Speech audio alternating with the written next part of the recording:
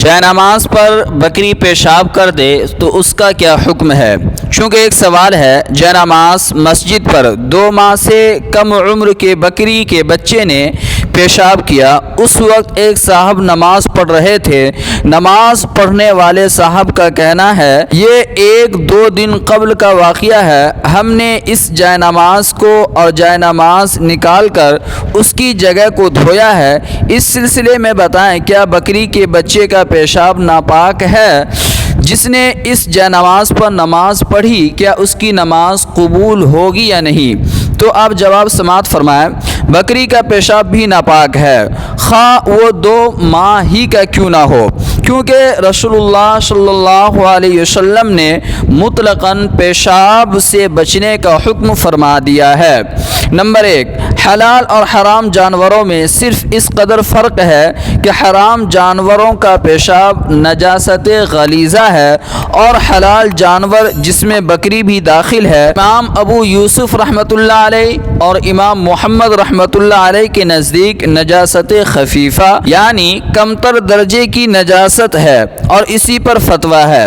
پیشاب خشک ہونے کے بعد نظر نہیں آتا، ایسی نجاست کو فقہ کی اصطلاح میں نجاست غیر مرئیہ کہتے ہیں، یعنی نہ دیکھی جانے والی ناپاکی۔ اس کو پاک کرنے کا طریقہ یہ ہے کہ جہاں نجاست لگی ہو اسے 3 بار دھویا جائے، لہٰذا اگر جائے نماز کو 3 بار دھویا گیا تو جائے نماز پاک ہو گئی، اس کے بعد اس پر جو نماز پڑھی گئی وہ درست ہے۔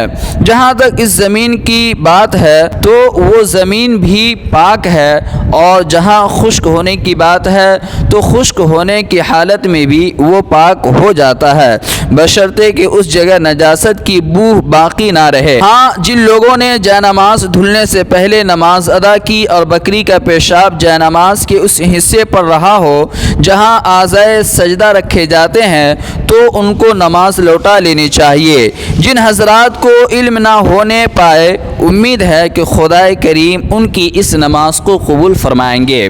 اگر جائے نماز پر نماز پڑھی ہے، اگر وہ وہاں پہ بو آتی ہو یا نجاست دکھ رہی ہو تو آپ حضرات نماز کو لوٹا لیں۔ اگر بو نہیں آ رہی ہے، نجاست وہاں پہ نہیں دیکھی جا رہی ہے اور وہ زمین خشک بھی ہو گیا ہو تو اگر اس حالت میں بھی کوئی نماز پڑھ لیتا ہے تو اس کی نماز ہو جائے گی۔